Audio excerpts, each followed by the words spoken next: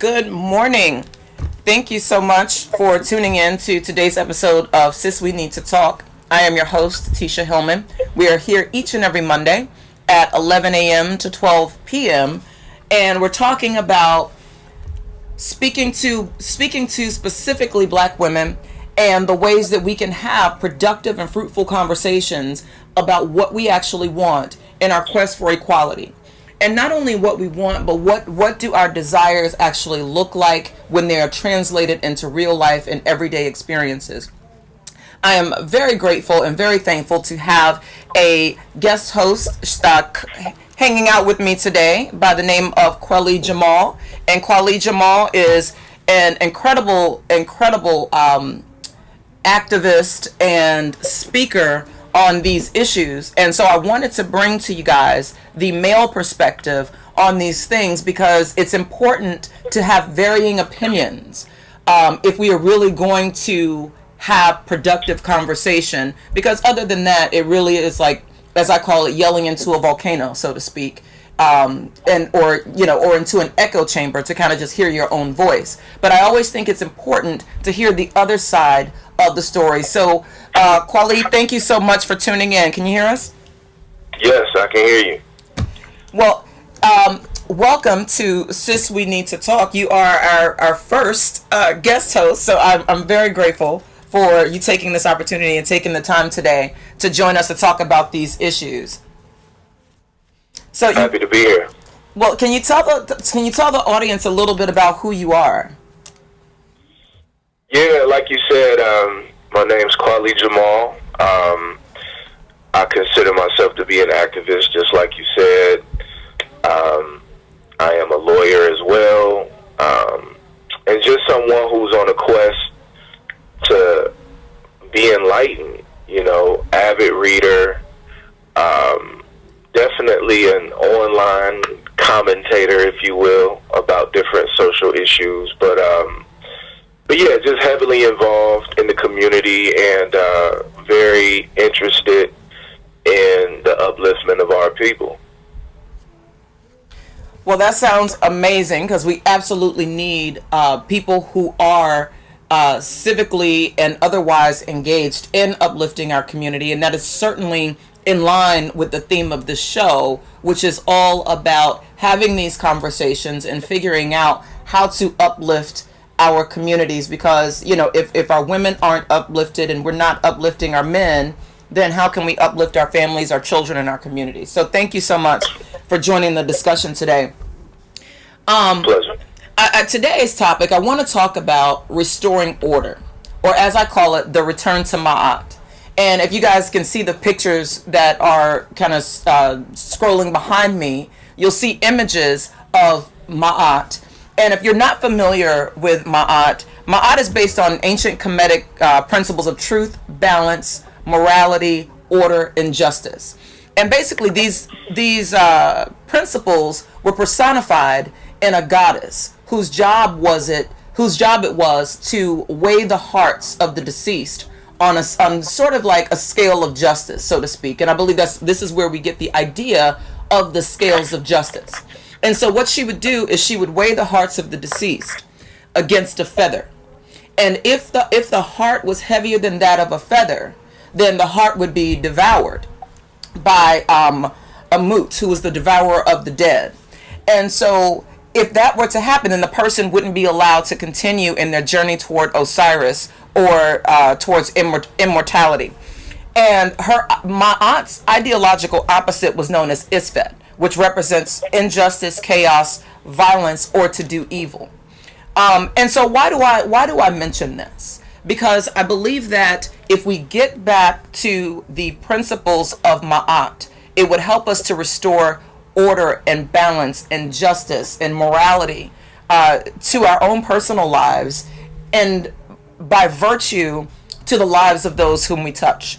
And so essentially there are 42 principles of Ma'at, and I won't go into the principles or anything like that, but if you're curious about it, please take a look. You can find anything, Google anything. But you can see the 42 principles of Ma'at as well as the 42 negative confessions. And basically all of these principles speak to the same thing: order, balance and what her role essentially was, which was to maintain that balance in society. And as I see it, essentially, it is the foundation of what we know as, what was taken and then converted into Christianity as the 10 Commandments, but obviously they're more than 10. And so if you guys are interested in that, please take a listen. There's various YouTube channels where you can learn about the principles. There's also, like I said, there's also Google. But that's what I want to talk about today. How do we restore order? How do we restore balance in our lives and in the lives of those around us? And not only in our lives, but in our relationships. And I know here on the show, as women, we talk a lot about our relationships with our brothers. And how do we restore that balance? First of all, are we off balance? And so I think that these are some of the things that deserve a fair hearing today. But before we get into that, I want to talk about Tisha's trending topics. You guys know every week I do at least 3 T's, Tisha's trending topics. And the first one, as you guys probably know, the 41st president, George H.W. Bush, passed away at the age of 94. And the reason I wanted to talk about this is because I've been seeing online, and Claude Lee, you can certainly chime in as well, but I don't know if you've seen this, but I've seen online where essentially when someone dies who may have done not so great things in their lives, regardless of whatever else they may have done, we vilify them. And I just kind of want to know what people think about that. Do we think that that's what we should, do we think that's a good move? And if so, what does that net us to do that? Kwali, what do you think about that? Should we be vilifying people, even if it's people that we don't agree with? Or do you think there's some balance that we need to strike with respect to that? Well, it's a good question. I think when we look at President Bush's death, what I'm more so interested in is a factual, honest dialogue about his legacy, the good and the bad. Because at the end of the day, the vilification is the conclusion. So I think we all should be able to draw our own conclusions based on whatever the facts are. So I'm more so interested in what are the facts. What did he do as a president? What did he not accomplish, etc. And everyone who views it, I believe they should be able to draw their own conclusions based on whatever those facts are. So I agree with you. It shouldn't be an immediate vilification, but it also shouldn't be immediate praise. I think we just need the information for ourselves, and then we can come to our own conclusions respectively. That's what I'm interested in. So let me ask you this, because I hear you, and I agree with that, because I think that we are so quick to kind of jump on these social media bandwagons that we don't stop to really game the thing out, right? So right. We don't give it, as one of my friends always says, we don't give it a fair hearing. We just kind of pass the judgment without anything else, and then we get the amen choir behind us on social media who then do the same thing. Like, for example, because my thing is, how far are we going to go with this? Because you remember when that young rapper Triple X, I never know how to say that boy's name, Tentacion, when he was killed, I saw people immediately dragging this kid. The kid hadn't even been buried yet, but it was. I get that, again, as we talk about even about Ma'at and being judged at the end of it all for the deeds that we have done. I get that, but it's one thing to have someone who's lived 94 years and it really is the sum of their life, versus someone who may have been 19, 20, 17, 18 when they did something. Now granted, of course, with the young kid, he was accused of, abusing a woman and things like that. not saying that I condone those things, but what I am saying is this what we're going to do? Because at the end of the day, none of us are perfect. We've all done things to cause harm in the lives of other people. That's just the truth. And so is it fair, I guess, for us to take a brief moment in someone's life and ignore the possibility that they may have grown past that incident and just vilify them for a moment in their history or in their story? You get what I'm saying? Exactly. And so it's the same logic with the rapper that you just referenced. And that is, I want a balanced presentation of who he was, what he did, etc., so that I can draw my own conclusion about this brother. Mm-hmm. But what you see on social media, you see this concept called groupthink. Mm. And groupthink is when everybody is pretty much thinking with one mind, as opposed to various individuals coming with their own perspectives, and there's a diversity in the thought. So you typically, it's almost like a mob mentality on social media. So if everybody is saying one thing about a particular person, and then you chime in to offer a counter perspective, you may be attacked for that. And that's what I'm totally not for. I'm for critical thinking, and critical thinking requires that we look at what the facts are. It's almost like what we do as lawyers. We evaluate evidence first, and we allow the evidence to suggest to us what the conclusion may be. Right. So that's the realm that I live in. I live in the realm of objectivity and critical thinking. So the groupthink mentality, even when it comes to Bush, if I decide to be objective about it, I have to look at the good and the bad. I have to look at what he did, what he didn't do, before I just jump to my conclusion that's basically being influenced by what other people are saying on social media. And that's a good point. And when you talk about critical thinking and essentially not passing judgment on the thing without all of the facts, that brings me to the next trending topic, Neil deGrasse Tyson.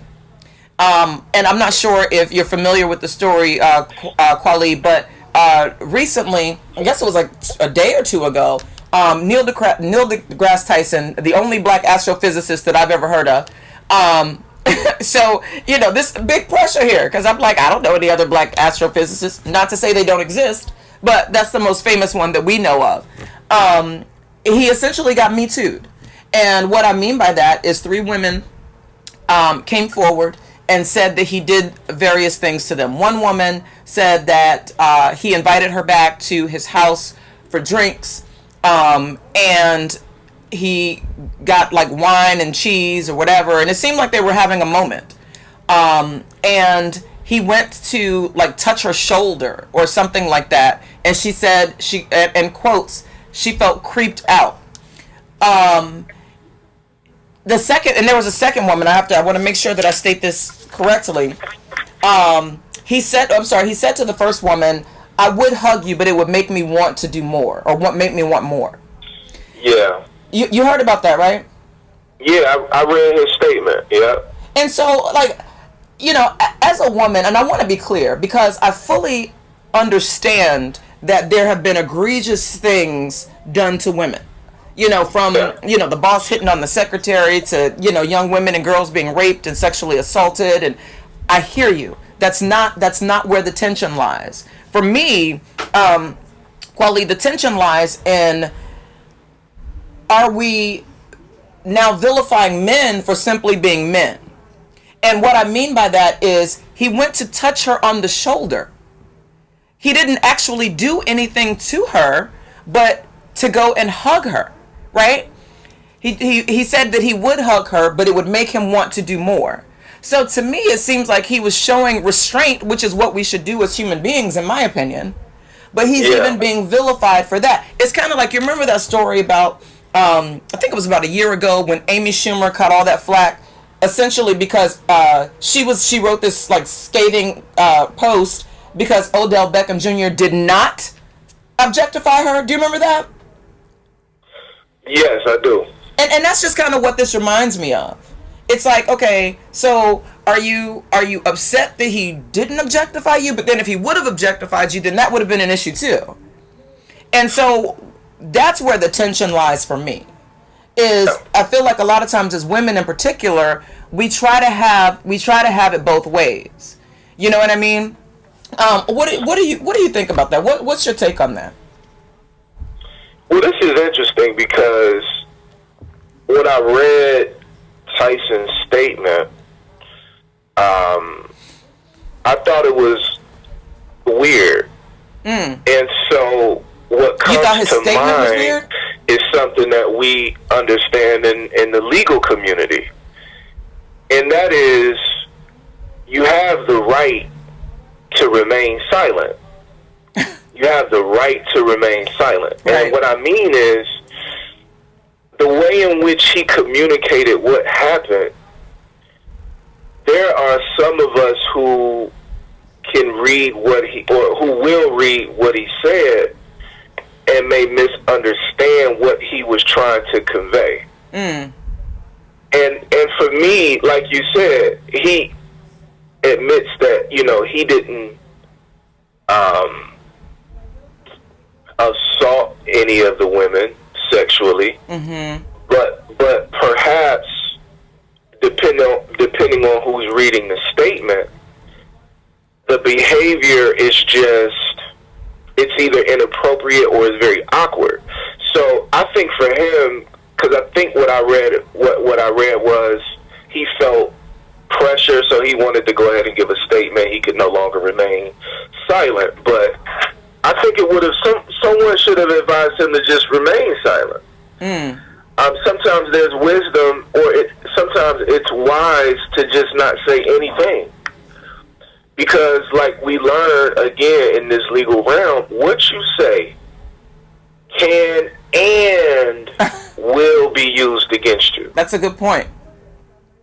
Even when you think what you're saying is displaying your innocence, because in your mind what you're saying, you believe it frees you or exonerates you from any type of presumed guilt. However, we live in a world where people take your words and they twist your words. We live in a world where people take what you say and they turn it into something else. So you have to be very careful about the language that you use. So I just wished he would have just remained silent and let the thing play out in court if it needs to play out in court. Well, let's just talk for a second. I'm glad you brought up the whole legal system in court, because one of the things that I'm constantly amazed by, and I talk about here on this show, is with this new feminist movement, and I want to say feminist as in white feminist movement, because it's not really a movement that's being led by black women. It's just that we are de facto a part of the movement and have become an integral part of the movement, dare I say. Exactly. But that doesn't mean it's a good thing, because, as you mentioned, the idea of groupthink is very, very powerful. And I think where we are in society right now is individualism has been lost. And so, one of the accusers said that, he drugged and raped her in 1984. And I had to do the math, and I'm like, wait, that was almost 35 years ago. Yeah. And I can only imagine, specifically as a black man in this atmosphere, what that level of fear must be like. Because obviously, and I'm sure you can attest to this, one, being a black man, and two, being a lawyer, that, like you said, whatever you say can and will be used against you.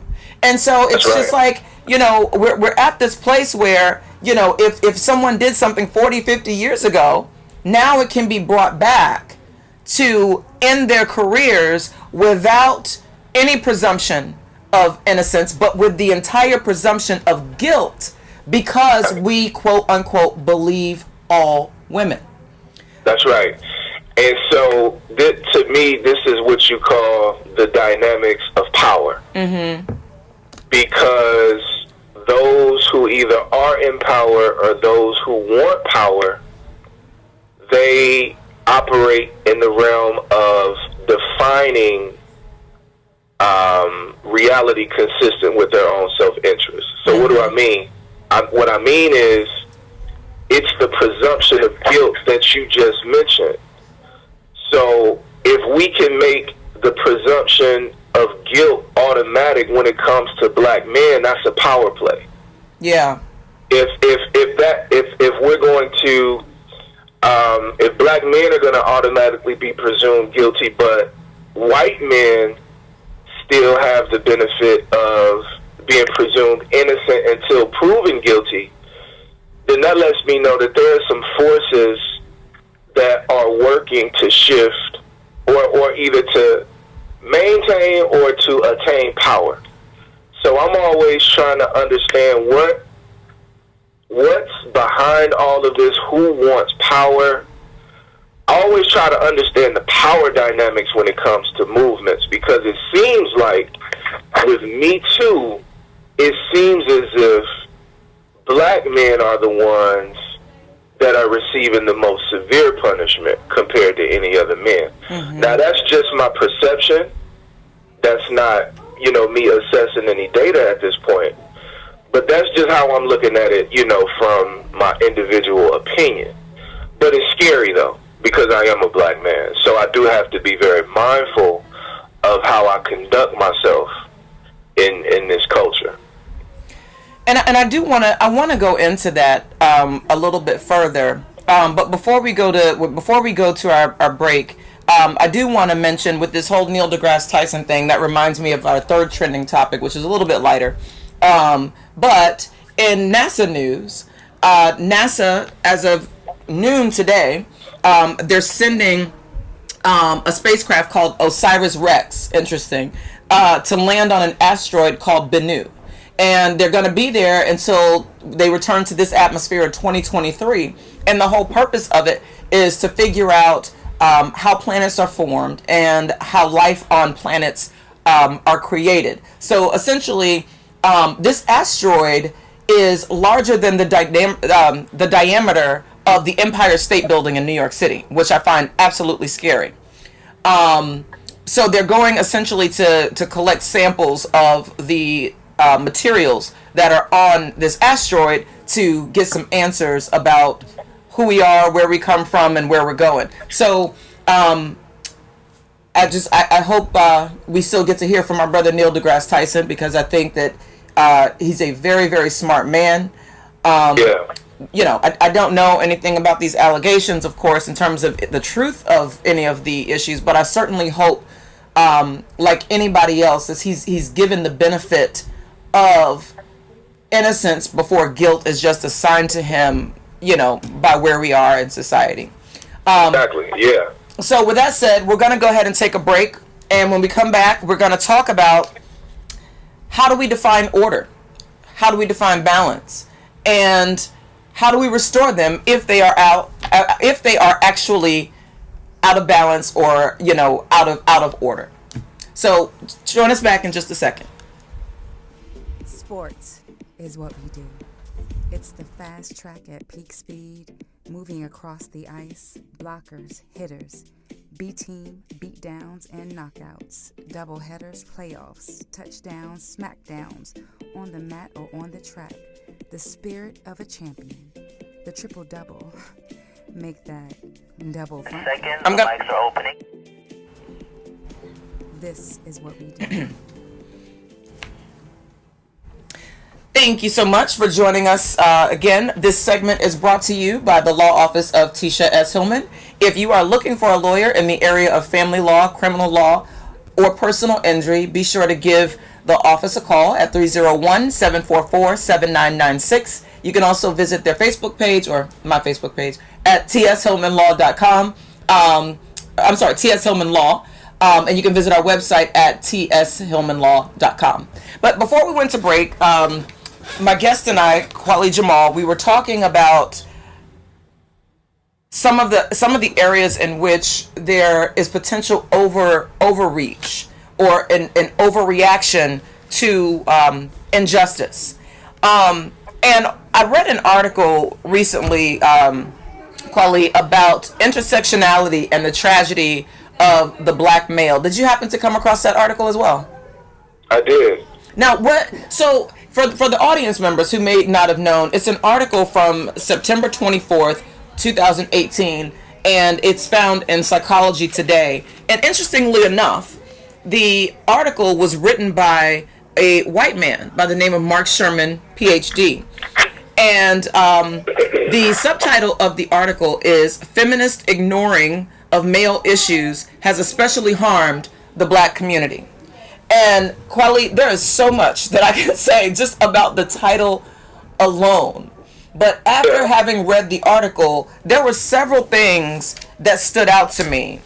And it just basically talked about just this focus that we have on the issues of young girls and of women, while ignoring those of the black men and our black boys. What are your thoughts on the effects of kind of putting this focus on our young girls while simultaneously ignoring any of the issues that are facing our black boys and men? So, and that's such a great question, because that article is really good, and I encourage all listeners to try to find the article that Tisha is talking about. But one thing I think is important about this article, and so I'm going to answer the question in a very roundabout way. What I like in terms of what the author did, he referenced what the data is saying. Mm-hmm. He talked about educational rates in terms of, I guess, like graduation rate, college graduation rates or something like that. I remember it was something about incarceration rates, and he showed the disparity between black men and black women. And there was some other social indicator, I think, that he referenced. But I like that, because if we're going to have a conversation about feminism, if we're going to have a conversation about the realities that black men and black women live in, these need to be data-driven arguments, because I'm tired of reading all of these different articles that come out, whether they discuss, most of the time they're discussing black men and they're demonizing black men, but they're not supported. So you hear all of these accusations, like I read an article a couple years ago, or maybe a year ago, and it says something like black men are terrorists. And so, or it says something to the effect of, it may have not said black men are terrorists, but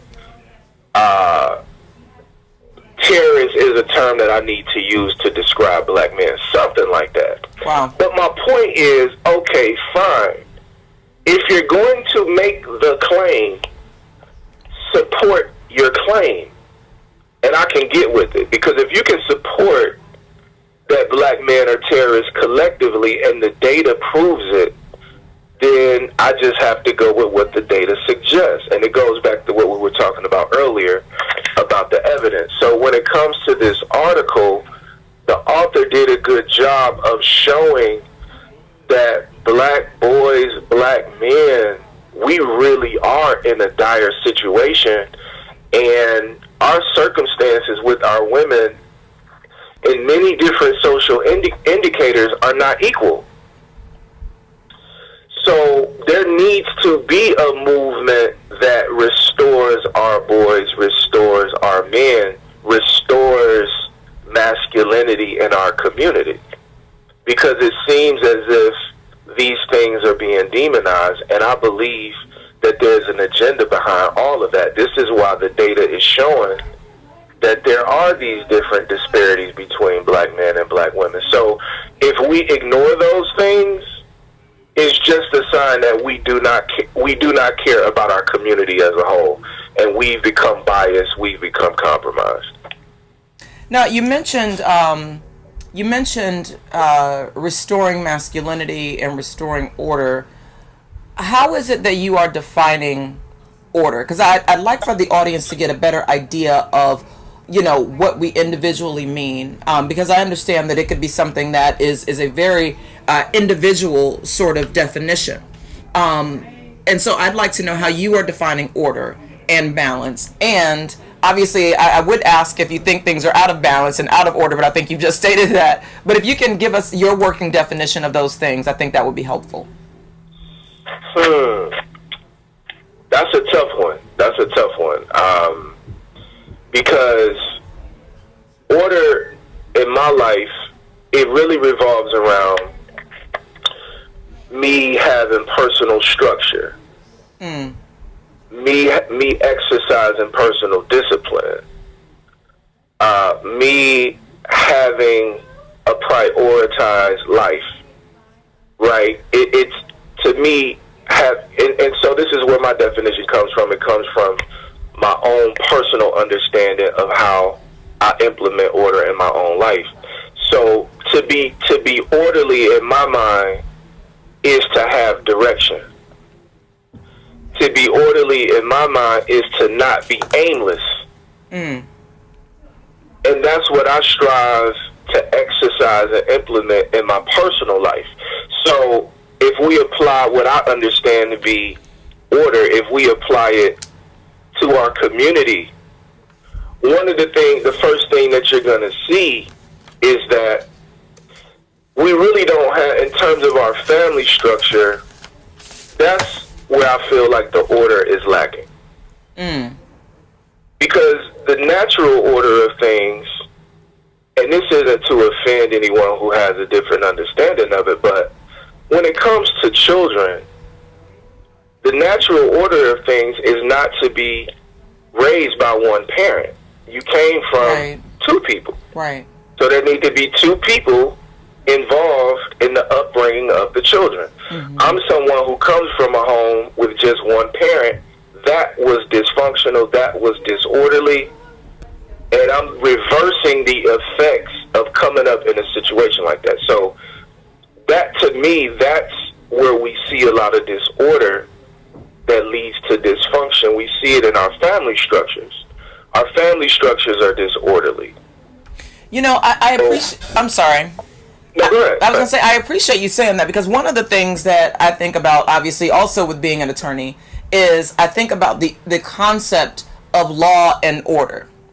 Right. And the fact that you said that we're lacking order in our family structure, it led me to think about, okay, well, how is this structure defined? You know, how are these things defined? And, you know, what I realized is that it's just like our legal system, right? It's the law is nothing but rules or principles or codes or rules that we have set in place in order to maintain this system of structure or order. You know what I mean?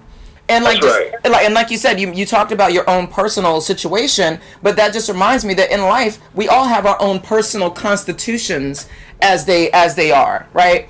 Exactly. And these are things that we live by, and sometimes, like you said, with the concept of groupthink, sometimes our personal constitutions are set by, or we allow them to be set by, societal laws and societal norms and societal rules. And you know, obviously we have our laws and things like that that are set by policymakers and legislators and things like that. But it's funny because I always liken it back to, it really is for me like being a lawyer. I look at these intermediaries, whether it be society or our policymakers or whatever the case may be, as our attorneys, so to speak. Exactly. And that's such a great point, because going back to what you were saying about how we get our cues about order from societal norms, etc. Look at the culture in which we are drawing our ideas of day-to-day living from. Look at this culture. This is a disorderly culture. So, of course, if we assimilate into a disorderly, dysfunctional culture, what are we going to be? Right. Same. Right.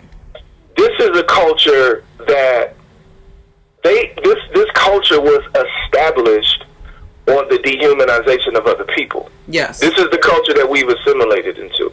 This is a culture that's focused on materialism. This is a culture that's focused on consumerism. This is a culture that's focused on violence and aggression. And this is the culture that we've assimilated ourselves into. So without us understanding our own cultural cues, the principles of Ma'at, which we should all learn, which we should all return to, we will always be disorderly and dysfunctional, because that's what American culture is. It's rooted in dysfunction.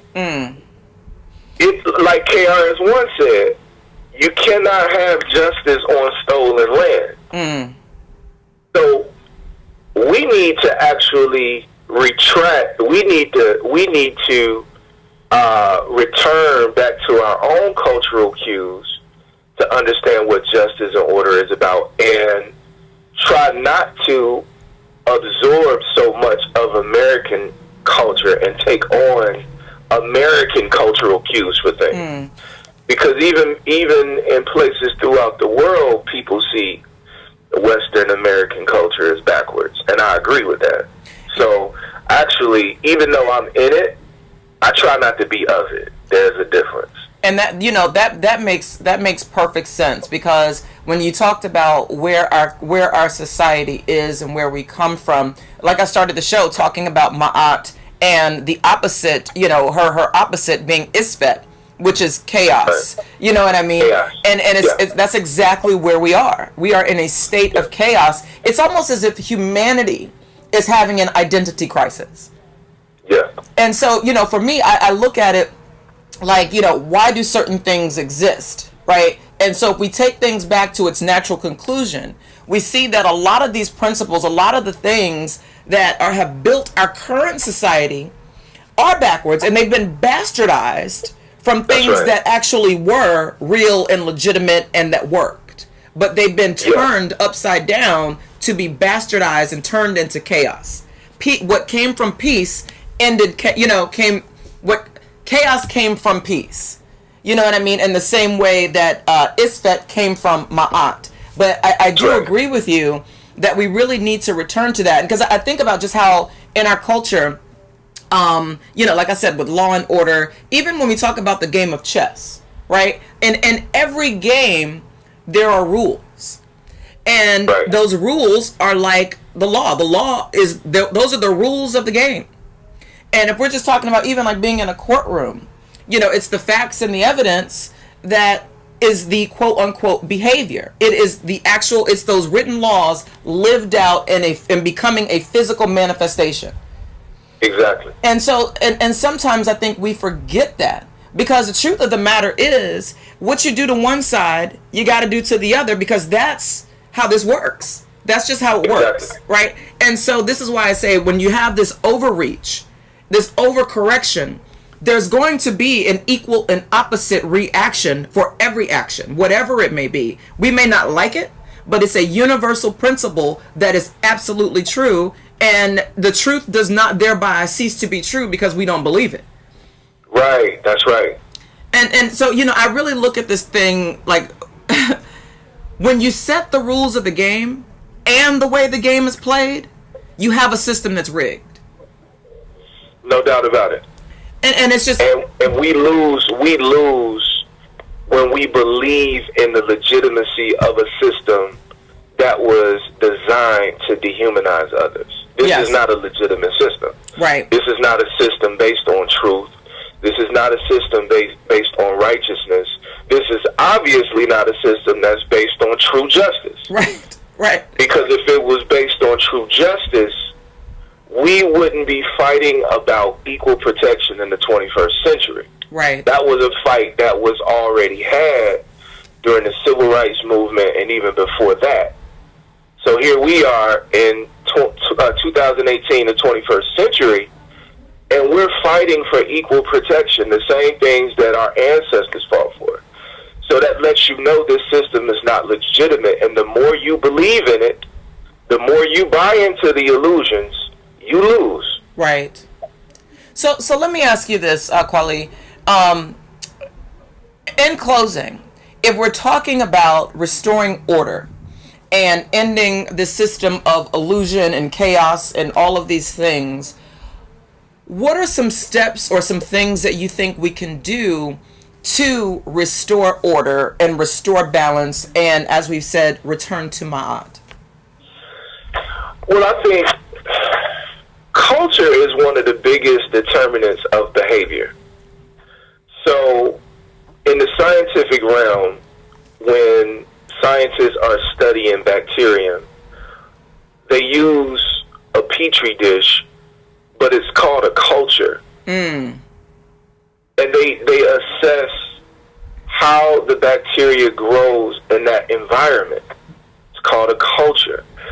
So if those of us who have become aware that the culture that we've assimilated into, the culture that we participate with, is dysfunctional, is chaotic, perhaps we have to look back to the culture from which we come from and try to find the best elements of that culture to participate in or to implement in our daily lives.